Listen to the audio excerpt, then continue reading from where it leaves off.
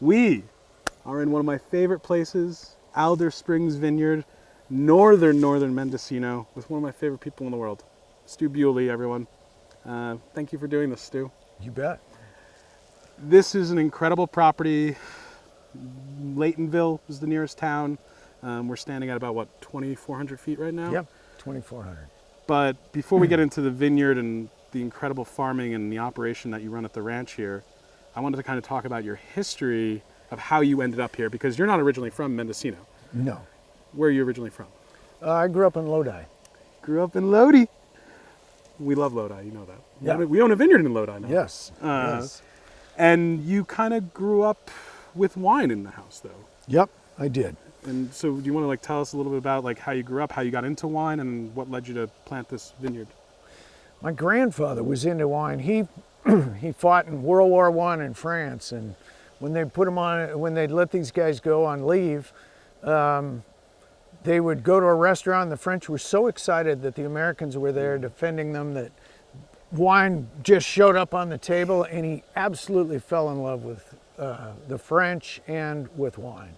And it became an important part of our family, and ever since I was a kid, we would have wine with dinner almost every night. There's a kinship between Joel and Morgan and you in that sense that kind of Yeah. early on in American falling in love with wine, again, post-Prohibition, it was on your table. Yeah, yeah. And you were drinking good stuff, too. And my grandfather worked for Standard Oil Company, and you were buying just amazing wines at like $2 or $3 a bottle.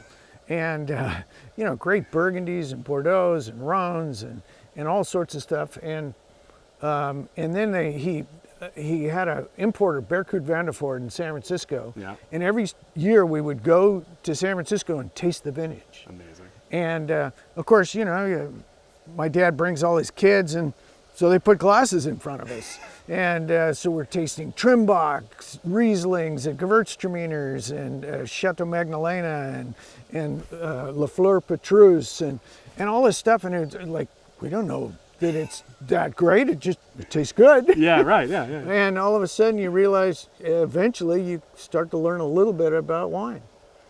That's incredible, and yeah, very similar to sort of Joel and Morgan's story. Hindsight, we all should have bought more of those cases back then, right? Yeah. Could help with the farming costs. Yes, and or stored them better. Yeah, that's right. There's also that issue. But then you ended up you went to college, you were doing things, and then you kind of took a pretty hard left turn into starting a business. How did that business that sort of led you to here start? I was a business major in college, international business major. I had a high school buddy of mine that he and I ended up starting a business. It was his idea. Mike Crete was his name. It was a wine cooler.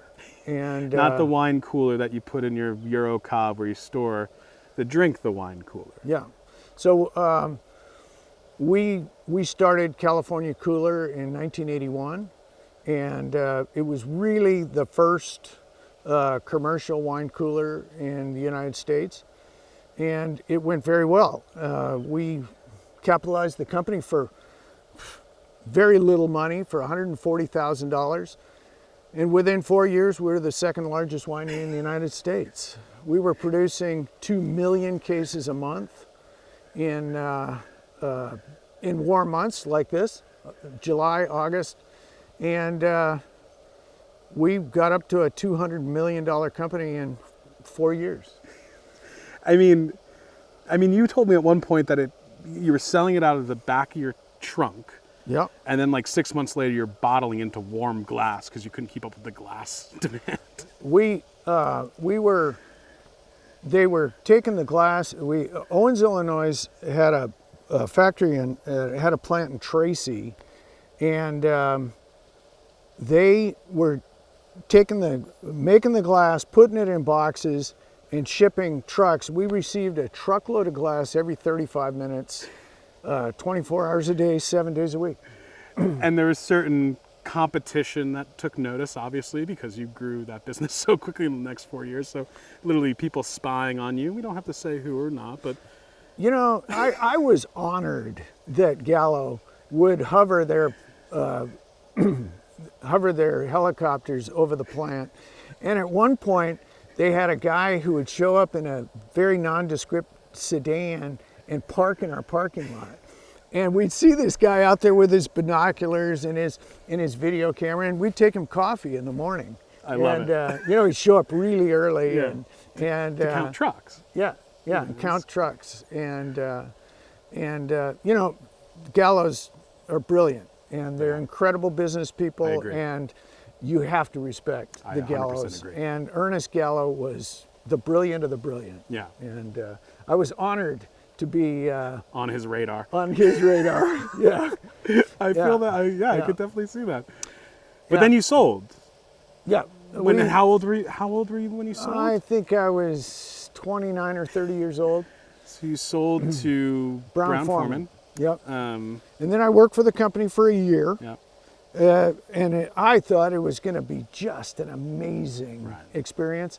It turned out to be fascinating, but not quite as amazing as I had expected.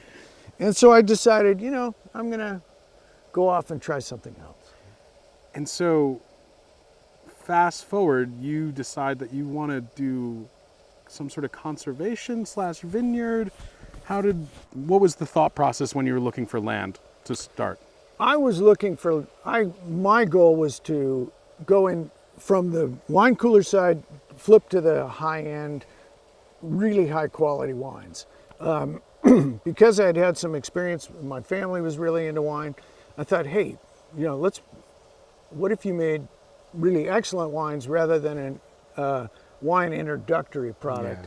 And so I spent a little time trying to figure out why great wineries, great chateaus made great wine and people just down the road didn't. Yeah. And so I spent a few years trying to figure that all out.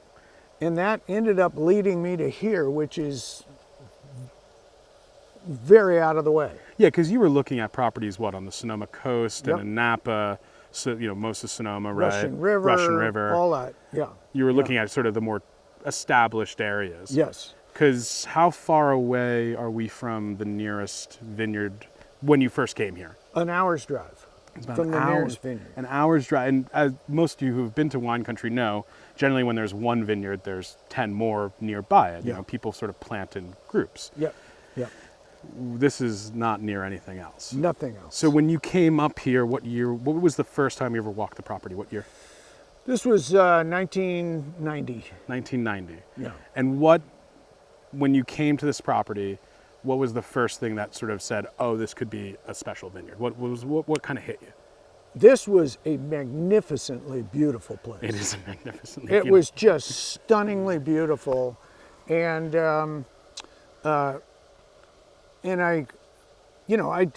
I thought, oh, I'm sure you can't grow grapes here, but because someone would have already done it already. yeah, well, and the other thing was, but at the same time, I was digging backhoe pits all over Napa and Sonoma and stuff like that, and I thought, well, why don't I just take some soil samples and this, that, and the other, and sure enough, the soils, the drainage, everything was just amazing. Yeah.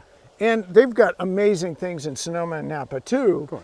but it wasn't like all that was for sale either. You can only go in and bring your backhoe into a place that's actually got a for sale sign up. Right.